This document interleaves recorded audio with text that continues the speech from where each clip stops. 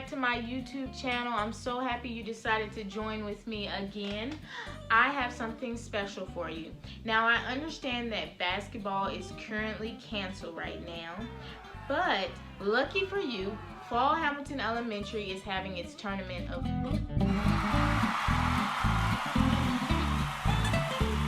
some other teachers and I have gathered together some books that are going to be competing against one another, and you'll be able to choose which book is your favorite. The book that I'll be reading is What If You Had Animal Hair?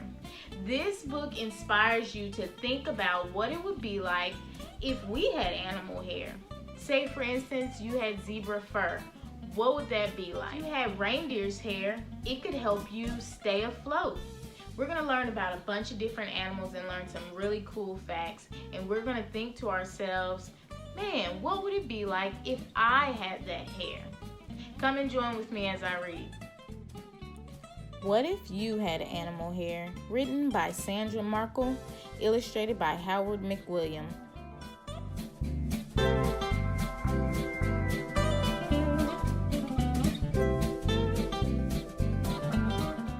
What if one day when you woke up, the hair on your head wasn't yours?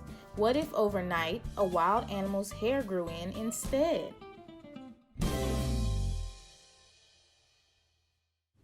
Polar bear. A polar bear has a double coat of hair to keep it warm. There's a woolly undercoat close to the bear's skin. Above that is a top coat made of 6-inch long, stiff, oil-coated hairs. A polar bear's hair looks as white as Arctic snow because the top coat hairs are hollow and clear. They reflect the light just like snow. Fact: each May or June, a polar bear sheds its hair and grows a whole new coat in less than a month. If you had polar bear hair on your head, you could play outdoors in cold, wet weather and never need a hat. Reindeer. A reindeer has a double coat too. It also has a lot of hair, as many as 5,000 outer hairs per square inch of skin. Each long, stiff outer hair has a hollow core. These hairs trap air. In addition to keeping the reindeer warm, its hair helps this heavy animal float in the water. Fact: a reindeer's hollow hairs keep its body heat from escaping. In fact, if a reindeer lies on the ground, the snow under it doesn't melt. If you had reindeer hair, swimming would always be easy, even in the roughest of waters.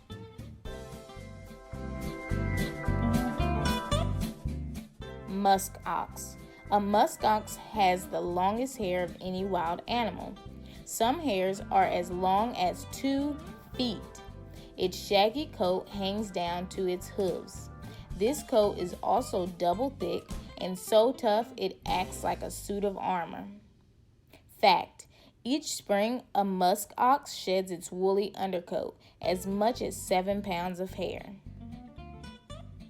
If you had musk ox hair, you could play outside day or night in winter or summer without worrying about frostbite, sunburn, or bug bites. Oryx. A scimitar horned oryx has hair that is just right for its African desert home. The oryx's pale-colored coat reflects sunlight and keeps it from overheating. The hairs are also so short that any cool breezes easily reach its skin. Fact: oryx calves are born with solid yellow coats. They develop distinctive markings and pale white and red coats as they grow up.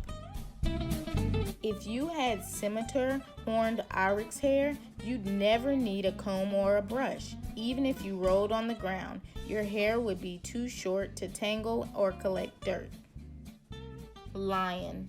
A male lion has a mane, long, thick hair on the back of its head, neck, and shoulders. When it comes to having a mane, size matters. Scientists learned that female lions, called lioness, prefer males with big manes. That could be because the healthiest males usually have the largest manes. Fact: a lion's mane needs regular cleaning and grooming. Luckily, a group of lions, called a pride, will groom one another. These big cats have a built-in comb, their rough tongues. If you had a lion's mane, you'd stand out in a crowd. You look big and bold. Zebra. A zebra's hair grows in black and white stripes. These stripes help it stay safe. Whether standing still or running, zebras usually stick together in a herd. Seeing so many stripes confuses hunters such as lions and hyenas. Fact: a zebra's hair shows if it's healthy or sick. The short hair on a healthy zebra's mane stands up straight. A sick zebra's mane flops over to the side. If you had zebra hair, you wouldn't have to work at being one of a kind. Each zebra has a stripe pattern that is completely unique. Three-toed sloth. A three-toed sloth's hair often looks green because little plants called algae grow all over it. Sloths live in damp rainforests and rarely move, making their bodies a good place for algae to live. However, having green hair isn't a bad thing.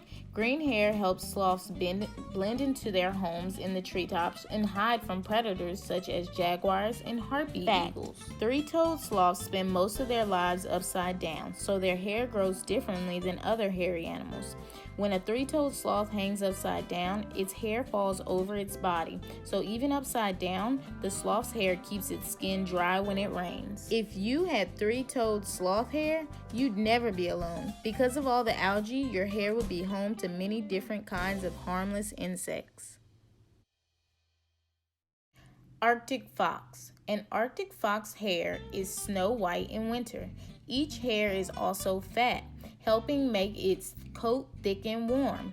As the days grow longer and heat up, an Arctic fox sheds its wintertime hair and grows a new brown coat.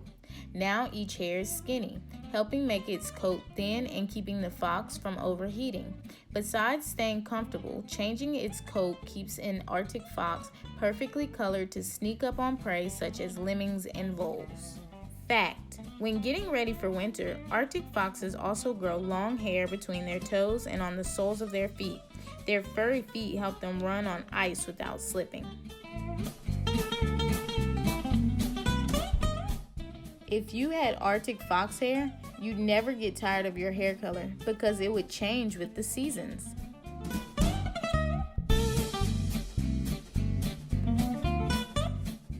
Giant pangolin. A giant pangolin's body is covered with scales, which consist of the same substance as hair. Like hair, the scales are made of tough keratin and grow out of the skin. A giant pangolin's scales also start small and grow longer until at last they fall out. New scales grow in to replace the ones that are lost. Fact: the back edges of a giant pangolin's scale-like hairs are razor sharp, so if it's attacked, a giant pangolin just curls up tight to stay safe. If you had a giant pangolin's scales, you wouldn't need to put on a helmet to ride your bike. Porcupine. A porcupine has a normal coat, but it also has special hairs too, called quills. Quills are stiff, needle-like hairs. If attacked, barbs on the end of each quill poke into the enemy's skin. Then, even when they separate, the porcupine's quills stay stuck in the enemy. Fact: a porcupine's skin gives off a fatty substance that coats each quill. This fatty substance contains a germ-killing chemical, so if a porcupine accidentally pokes itself, it won't get an infection. If you had a porcupine's quills, bullies would never bother you.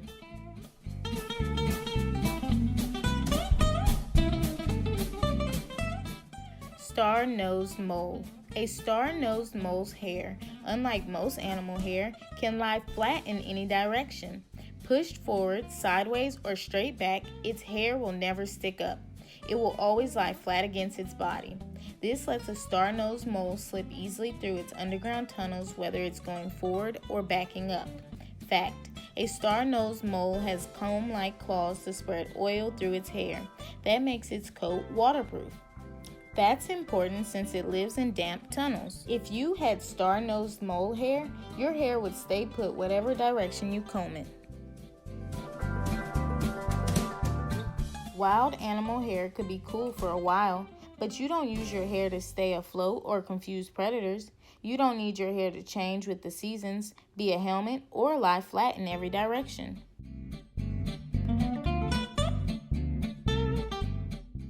And you'll never defend yourself with your hair, no matter what. So if you could keep wild animal hair for more than a day, which kind would be right for you?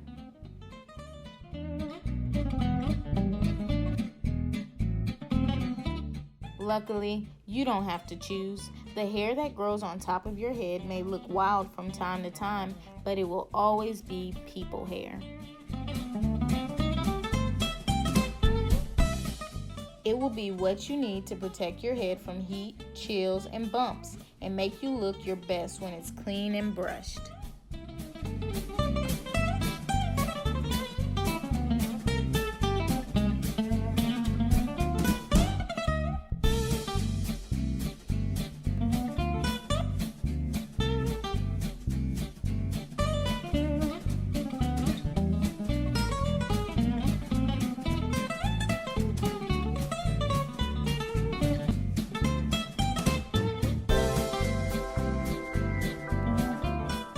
Thank you so much for reading that story with me. I really enjoyed reading that to you.